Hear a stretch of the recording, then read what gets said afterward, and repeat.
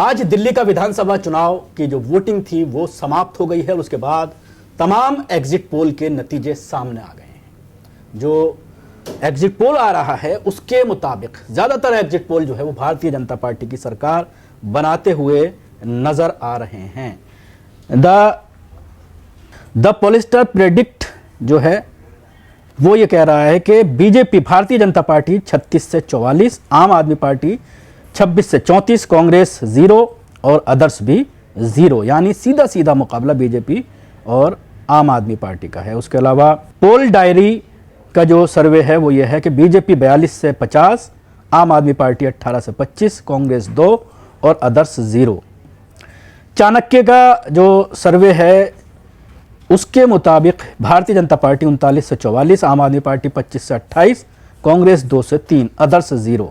P mark का जो exit poll है वो भारतीय जनता पार्टी को 39 से 49, आम आदमी पार्टी को 21 से 31 और कांग्रेस को 1। इसके अलावा मैट्रिक्स एग्जिट पोल जो है वो ये कह रहा है कि भारतीय जनता पार्टी 35 से 40, आम आदमी पार्टी 32 से 37, कांग्रेस 1। तो ये देखा जा सकता है कि तमाम एग्जिट पोल में भारतीय जनता पार्टी की सरकार बनती हुई दिख रही है। अब ये देखने वाली बात होगी कि 8 तारीख को जो रिजल्ट आते हैं उसमें क्या ये एग्जिट पोल सही साबित होते हैं, क्योंकि हमने देखा था कि लोकसभा इलेक्शन में भी एग्जिट पोल जो है तकरीबन सही साबित हुए थे, और अभी जो महाराष्ट्र के इलेक्शन हुए थे या फिर हरियाणा के जो इलेक्शन हुए थे उसमें भी एग्जिट पोल सही साबित हुए थे। तो कहा जा सकता है कि कहीं ना कहीं भारतीय जनता पार्टी सरकार बनाती हुई नजर आ रही है।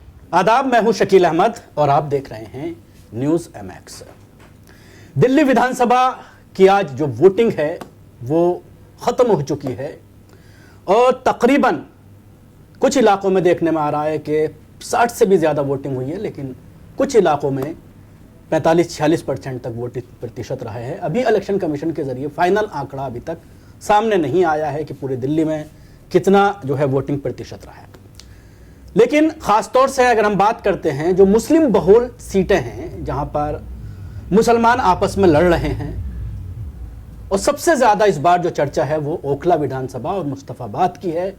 असदुद्दीन ओवैसी ने इन दोनों सीटों को काफ़ी हॉट सीट बना दिया है मुसलमानों के तौर पर, और ख़ासतौर से ओखला में अगर बात की जाए तो मजलिस ने जिस तरह से मेहनत की है, ओवैसी साहब ने जिस तरह से मेहनत की है, तो वहाँ पर जो है एक ज़्यादा तादाद जो है वो ये देखने में आ रही है कि वो शिफाउर रहमान को समर्थन करती हुई नजर आई।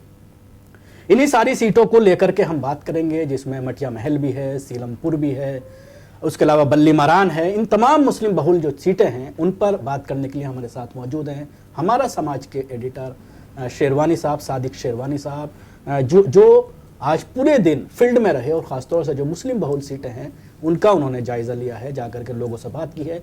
मैं खुद भी आज फील्ड में रहा हूँ और काफ़ी जो है करीब से इन सारी चीज़ों को ऑब्जर्व किया है। क्या कहना चाहेंगे ख़ास तौर से अगर बात की जाए 2 सीटों पर पहले बात करते हैं, उसके बाद आगे बात करेंगे मुस्तफ़ाबाद ओखला, तो क्या ट्रेंड नज़र आ रहा है? देखिए, मुस्तफ़ाबाद का जो ट्रेंड है और ओखला का, हालांकि दोनों जगह ओवैसी जी के कैंडिडेट हैं, लेकिन फ़र्क है थोड़ा सा जी। हमने ये देखा कि मुस्तफ़ाबाद में जिस वक्त तक उनको पैरोल नहीं मिला था हाजी ताहिर हुसैन को, जो MIM उम्मीदवार हैं, तब तक इलेक्शन कुछ और था, लेकिन पैरोल मिलने के बाद इलेक्शन में काफ़ी तब्दीली आई। और इस तब्दीली को हम इस तरह से बताना चाह रहे हैं आपको कि मुस्तफ़ाबाद में भले ही गैर जिम्मेदार, जो जिम्मेदार तबका नहीं है वो नहीं है उनके हाजी ताहिर हुसैन के साथ, लेकिन जहन में ये भी बात रहनी चाहिए कि जो जिम्मेदार तबका होता है वो अपना सिर्फ एक वोट डालता है, लेकिन जो नौजवान तबका है वो खुद भी वोट डालता है और डलवाता भी है। तो मुझे लगता है कहीं ना कहीं ताहिर हुसैन को इसका फ़ायदा मिलना चाहिए, और शायद मिल भी रहा है कि जो नौजवान तबका है, जिसको हम हुल्लड़ कह देते हैं कि वो बस अनजान और बगैर पढ़ा लिखा तबका जो है वो ताहिर हुसैन के साथ लगा हुआ है, इसमें कोई शक नहीं है। हालांकि आदिल हुसैन जो आम आदमी पार्टी के उम्मीदवार हैं उनको काफ़ी बड़ी तादाद में वोट मिल रहा है, लेकिन हमें ये नहीं भूलना चाहिए कि पिछली 2020 में कांग्रेस पार्टी महज 5000 वोटों पर सिमट गई थी, जिसके उम्मीदवार अली मेहदी थे। लेकिन इस बार मुझे ऐसा लग रहा है कि अली मेहदी बढ़त बनाएंगे, 5000 से ऊपर जाएंगे। लेकिन एक चीज़ जो नज़र आ रही है मुस्तफ़ाबाद में कि भारतीय जनता पार्टी, क्योंकि अभी इस 5 साल की बात किया तो इस बार तो हाजी साहब थे, उससे पहले भारतीय जनता पार्टी एक बार जीत चुकी है। तो इस बार भी लोगों का यही कहना है कि अगर ज्यादा वोट ताहिर हुसैन काट लेते हैं तो एक बार फिर भारतीय जनता पार्टी का कैंडिडेट जीत सकता है। देखिए, मुस्तफाबाद से एक बार नहीं, ज्यादा बार बीजेपी जीती है और मेरी जानकारी के मुताबिक तकरीबन 3 बार बीजेपी मुस्तफाबाद से जीती है और 2 बार हसन भाई जीते हैं और 2 ही बार तकरीबन वो जीती है आम आदमी पार्टी। तो कहने का मकसद ये है कि अगर पिछले विधानसभा की बात करें हम तो हाजी यूनुस अच्छे मार्जिन से जीते थे, लगभग तकरीबन 20-22 हज़ार वोटों से उन्होंने बढ़त बनाई थी।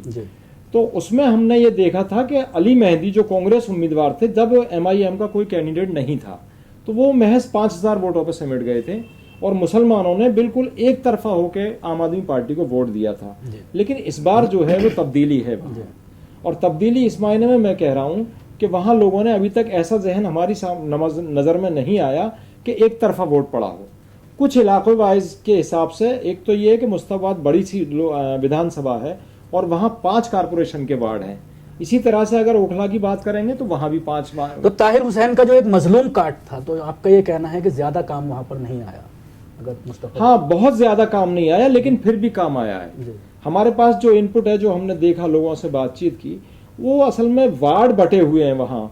जैसे आप शिव विहार की बात करेंगे तो वहाँ ताहिर हुसैन का कुछ नहीं है, लेकिन उसके अलावा जो 4 वार्ड हैं यानी जो मुस्लिम इलाके हैं, वहां मुझे लगता है कि तकरीबन हर बूथ पे उसका वोट पड़ेगा। अब आइए बात करते हैं ओखला की। तो ओखला में आज मैं था तकरीबन 4-5 घंटे।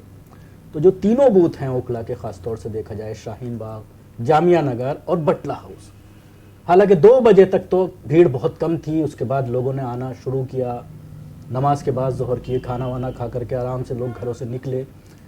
बटला हाउस पर जो है ये देखने में आया कि मजलिस को लेकर कहीं ना कहीं दीवानगी थी। बाकी 2 और जो बूथ थे उन पर इस तरह का ट्रेंड कम नजर आ रहा था। हाँ, वही बात मैं कह रहा था। बुनियादी फर्क यह है कि ओखला अगर आप बात करेंगे तो वहाँ एजुकेटेड लोग हैं, पढ़े लिखे लोग हैं, तालीम याफ्ता हैं। मुस्तफाबाद में ये तबका कम है। तो अब हमारे पास जो जानकारी है ओखला के उससे, वो ये है कि मजलिस को ज़्यादातर जो है यूनिवर्सिटी के स्टूडेंट्स इलेक्शन लड़ा रहे हैं, लेकिन वहीं आम आदमी पार्टी का ये दावा है, अमानतुल्लाह वगैरह का, कि भाई उनके पास वोट नहीं है। तबका तो बड़ी तादाद में है मजलिस के साथ, शफाउर रहमान के साथ बहुत बड़ी तादाद में स्टूडेंट्स लगा हुआ है, लेकिन वो स्टूडेंट्स वोटर नहीं है इस इलाके का। और दूसरी बड़ी बात यह है कि आम आदमी पार्टी को जो है वो गैर मुस्लिम भी वोट मिल रहा है, हिंदू वोट, जो शफाउर रहमान को बिल्कुल नहीं मिल रहा है। लेकिन हम इस बात से इनकार नहीं कर सकते कि मुस्लिम वोट जो है, जो तीनों वार्ड आपने अभी जिक्र किया, बटला हाउस का, शाहीन बाग का, वहाँ वोट जरूर है मजलिस का, शफाउर रहमान को वोट वहाँ पड़ रहा है। अगर बात की जाए भारतीय जनता पार्टी की, तो बात हुई जो कैंडिडेट है वहाँ के, और उसके अलावा जो जुलैना का एरिया है और जो दूसरे एरिया हैं जहाँ पर गैर मुस्लिम आबादी ज़्यादा है, हिंदुओं के वोट ज़्यादा है, तो वहाँ पर एक तरफा बीजेपी को वोट जाता हुआ नजर आया। कांग्रेस कहीं नजर ही नहीं आ रही है वहाँ पर। कांग्रेस की तो असल में बात यह है, सिर्फ ओखला की बात नहीं है, और भी अगर विधानसभाओं में देखें तो कांग्रेस को हमें भी कोई सीट ऐसी नज़र नहीं आ रही जहाँ से हम ये दावा कर सकें कि कांग्रेस का खाता खुल रहा है। लेकिन मुझे ये यकीन है कि कांग्रेस का वोट परसेंट ज़रूर बढ़ रहा है। 2020 के विधानसभा के मुकाबले इस बार कांग्रेस को वोट ज़्यादा मिलेगा। बड़ी बात कह रहे हैं कि आप कांग्रेस को एक सीट नहीं आएगी, जैसा कि कहा जा रहा है कि केजरीवाल हार सकते हैं, उनकी जगह पर दीक्षित जो है वो जीत सकते हैं। ये बात पूरी चर्चा का विषय बना हुआ है। लोग कहीं ना कहीं इस सीट को लेकर तो बहुत ज़्यादा वो हैं लोग। देखिए, बात यह है शकील साहब के कांग्रेस का, अगर नई दिल्ली की बात कर रहे हैं तो मेरी जानकारी के मुताबिक वहाँ कांग्रेस का कार्यकर्ता ज़मीन पर नहीं है। मीडिया में भले ही चर्चा चल रही हो संदीप जी की, मैं भी मान सकता हूँ, दूसरे परवेश वर्मा भी हैं बीजेपी के, उनकी भी चर्चा चल रही है, लेकिन एक जो मेन फैक्टर हमें नज़र आ रहा है वो लेडीज़ का है। वो चाहे हिंदू इलाका हो या मुस्लिम इलाका हो, आम आदमी पार्टी का प्लस पॉइंट यही है कि वो लेडीज़ उसकी केजरीवाल की दीवानी हुई है। जो 2100 रुपये का जो उन्होंने अनाउंस किया, वो कहीं ना कहीं उसका असर है। लेकिन उसके बाद तो सबने अनाउंस किया, बीजेपी ने भी किया, कांग्रेस ने भी किया, 2500 रुपये कांग्रेस ने अनाउंस किया है। हाँ, अब बात यह है कि कुछ काम केजरीवाल ने करके दिखाए। जैसे आप कह सकते हैं कि बस में जो है वो फ्री का दे रहे हैं लेडीज को, तो कहीं ना कहीं लेडीज को ये यकीन है कि केजरीवाल अगर ऐलान कर रहे हैं तो कुछ ना कुछ मिलेगा। वहीं बीजेपी का और कांग्रेस पे वो यकीन कम हो पा रहा है उनका। इसके अलावा बात करें सीलमपुर की, मटिया महल विधानसभा की, जहां पर शुएब इकबाल के साहबजादे किस्मत आजमा रहे हैं आम आदमी पार्टी से, या फिर बल्ली मरान की बात करें, तो इन तीनों सीटों पर किस तरह का रुझान? देखिए, जो मैं जान पाया हूं और लोगों से जो बातचीत की है, तो सीलमपुर और दूसरी सीटों पे हमने जो देखा है वो ये है कि मुसलमानों की मजबूरी बन गई है आम आदमी पार्टी। जी। मुसलमान के सामने कोई अल्टरनेट नज़र नहीं आ रहा है। अगर चूंकि कुछ सीटों पे हिंदू वोटर्स का भी रोल है, मुस्लिम सीटों पे, तो आप ये देखें कि कांग्रेस को बिल्कुल हिंदू वोट नहीं मिल रहा है जो हम पहुंच पाए। कैडर वोट की बात नहीं कर रहा हूं मैं, जो कैडर वोट है वो तो एक नपातुला है, वो तो मिल ही जाता है उनको। उसके अलावा जो है हिंदू वोट नहीं मिल रहा, इसीलिए मुसलमान की मजबूरी बन गई। आम आदमी पार्टी की क्वालिटी पे, उसके कामों पे जो मैं पहुंच पाया हूं, कोई मुसलमान खुश नहीं है। बड़ी बात कही है। इस बात को बार बार ओवैसी ने अपने रोड शो के दरमियान, अपने जो है सभाओं के दरमियान इस बात को सख्ती के साथ उठाया। खासतौर से जमात वाला मामला उठाया गया, दिल्ली दंगों का मामला उठाया गया कि किस तरह से केजरीवाल खामोश रहे, और उसके अलावा ओखला में एक बार भी सभा करने के लिए अरविंद केजरीवाल नहीं पहुंचना, ये भी कहीं ना कहीं उसको लेकर के सवालात खड़े हो रहे थे, और अमानतुल्लाह के खिलाफ एक माहौल बनाने के लिए तमाम मुद्दे जो है वो कामयाब रहे। देखिए शकील भाई, सिर्फ ओखला की बात नहीं है। 5 मुस्लिम विधानसभाएं जो मानी जाती हैं, ओखला है, बल्ली मारान है, मटिया महल है, सीलमपुर है, मुस्तफ़ाबाद है, बाबरपुर भी हम इसमें शामिल करेंगे, क्योंकि बाबरपुर में भी अब तकरीबन 48-52 का रेशो आ गया है हिंदू मुस्लिम का। बाबरपुर भी मुस्लिम सीट है, और कुछ लोगों ने इलेक्शन के दौरान, कैंपेनिंग के दौरान हमने जब बातचीत की तो लोगों ने साफ कहा कि गोपाल राय जो है वो मुस्लिम सीट पर कब्जा जमा के बैठे हुए हैं। वो नो डाउट बिल्कुल मुस्लिम सीट है, उसको गिनते नहीं है, लेकिन वो मुस्लिम सीट ही है। तो कहने का मकसद ये है कि जो बात आप कह रहे हैं वो बिल्कुल सही है। सिर्फ ओखला नहीं, किसी भी मुस्लिम सीट पर केजरीवाल कैंपेनिंग के लिए, आम आदमी पार्टी कामयाबी के लिए गए ही नहीं है। वो चाहे बाबरपुर भी उसमें शामिल है, बाबरपुर में भी एक बार कदम नहीं रखा सीएम ने, सीलमपुर में कदम नहीं रखा, मुस्तफाबाद नहीं गए, क्योंकि वो जानते हैं लोग सवाल खड़े करेंगे। और मैंने तो ये तक नोटिस किया है कि जितनी कैंपेनिंग आम आदमी पार्टी के उम्मीदवारों ने मुस्लिम इलाकों में की है, कहीं भी केजरीवाल के गीत नहीं गाए गए। उन्होंने अपना प्रचार किया है। इसके बावजूद वोट भले ही केजरीवाल को पड़ेगा मुस्लिम इलाकों में, लेकिन मुस्लिम इलाकों के उम्मीदवारों ने केजरीवाल से इस इलेक्शन में दूरी बनाई है। बिल्कुल शेरवानी साहब हमसे बात करने के लिए, जिस तरह से सादिक शेरवानी साहब ये कह रहे थे कि अरविंद केजरीवाल का जो रवैया मुसलमानों के साथ रहा है, उसको लेकर नाराजगी मुसलमानों की जरूर थी, लेकिन मजबूरी में वोट देना पड़ा है आम आदमी पार्टी को, और जिसकी वजह से आम आदमी पार्टी के कैंडिडेट मुस्लिम इलाकों से जीतते हुए नजर आ रहे हैं। हालांकि कोई भी काम ऐसा नहीं किया।